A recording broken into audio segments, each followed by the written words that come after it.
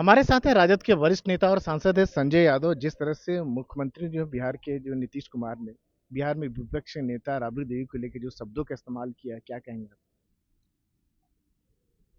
देखिए, माननीय मुख्यमंत्री जी की जो अभी स्थिति है, उस पे कोई टिप्पणी करना भी बेकार है। अब तो मैं ये भी नहीं कह सकता कि उनकी जो स्थिति है वो दयनीय है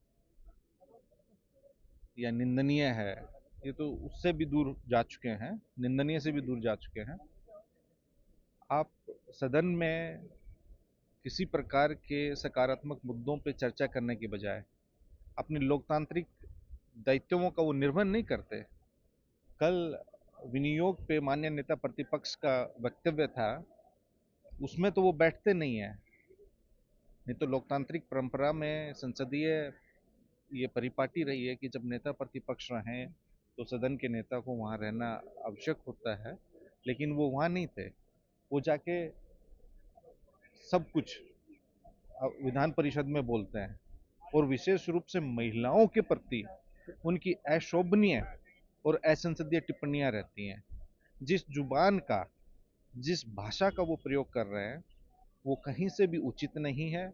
आप बिहार में कहीं भी जाके उनके जो लोकतांत्रिक व्यवहार है, उनका लोक व्यवहार है या उनका संवैधानिक व्यवहार है, आप उससे किसी से भी पूछेगा तो ये कहेंगे कि नीतीश कुमार जी कंप्लीटली अपने होशो हवास में नहीं है। अगर होते तो पहले के भी नीतीश कुमार जी लोगों ने नहीं, देखे हैं। लेकिन वो लगातार इस तरह की बात कर रहे हैं। वो पहली बार नहीं है, महिलाओं को अब लेकर बात कर रहे वो महिलाओं के बारे में हो या नेता विपक्ष है, हैं जी। आदरणीय श्रीमती राबड़ी देवी जी नेता प्रतिपक्ष हैं, नेता विपक्ष हैं विधान परिषद में। और वहाँ वो उनके प्रति, अगर नेता प्रतिपक्ष के प्रति उनकी ऐसी टिप्पणी है तो आप समझ लीजिए उनको कितना लोकतांत्रिक और संवैधानिक मर्यादाओं का ख्याल है।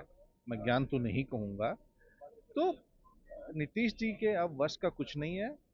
वो मानसिक रूप से, शारीरिक रूप से थक चुके हैं, हार चुके हैं। अब उनके बारे में कोई टिप्पणी करना भी फालतू का टाइम बेकार करना है। आप क्या, आपको लगता है कि एक मुख्यमंत्री का ऐसा व्यवहार होना चाहिए? प्रश्न के उत्तर जो अधिकारी और उनके मंत्री गलत देते हैं, प्रदेश के जो ज्वलंत मुद्दे हैं उन पे वो ध्यान नहीं देते। तू तड़ाक, तुम ताम की भाषा क्या एक मुख्यमंत्री को शोभा देती है?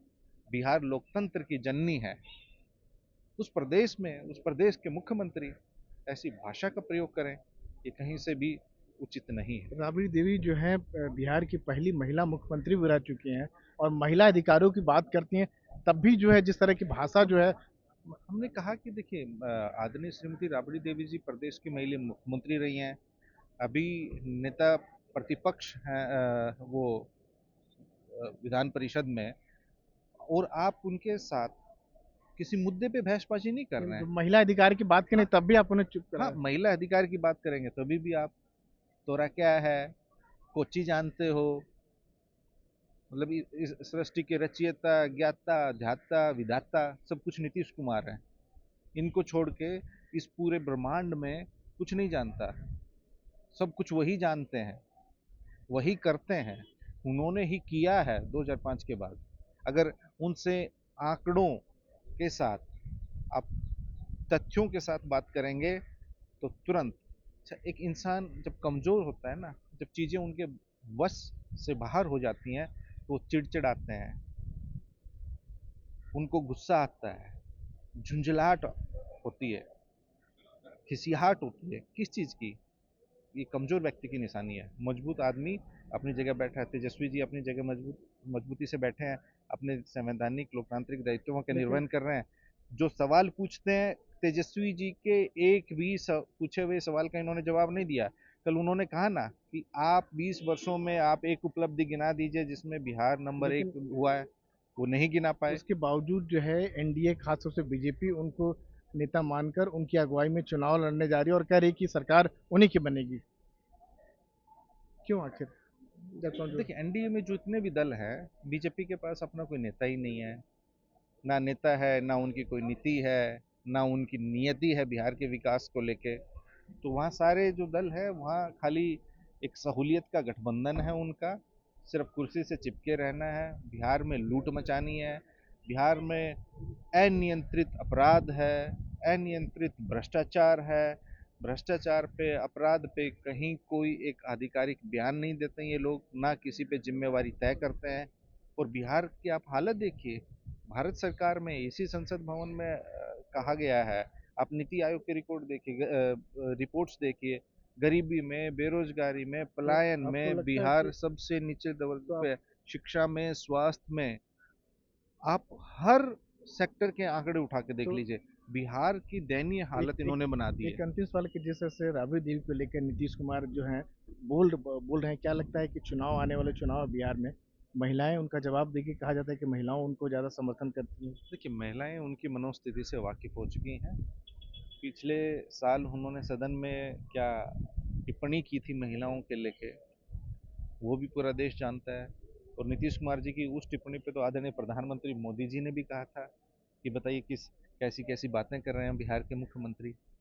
और बिहार बीजेपी के लोगों ने क्या क्या कहा था, बीजेपी की कितनी महिला जो विधायक हैं और विधान पार्षद हैं उन्होंने क्या क्या कहा था। तो ये सब देखिए बिहार की एक एक महिला जानती है। और नीतीश कुमार जी महिलाओं में, युवाओं में, छात्रों में, किसानों में, हर वर्ग में, दलितों में, पिछड़ों में, अल्पसंख्यकों में अपना विश्वास खो चुके हैं। उनको पता है कि सिर्फ एक इनकी ना कोई नियम है, ना इनका कोई सिद्धांत है, ना कोई इनका विचार है, और ना इनमें कोई जमीर है। तो वो सब खो चुके हैं। वो सिर्फ अपने दिन व्यतीत कर रहे हैं, वो अपनी उम्र काट रहे हैं और बिहार को बर्बाद कर रहे हैं। ये थे राजद के सांसद जो है संजय यादव। संसद भवन से राजीव रंजन, एनडीटीवी इंडिया।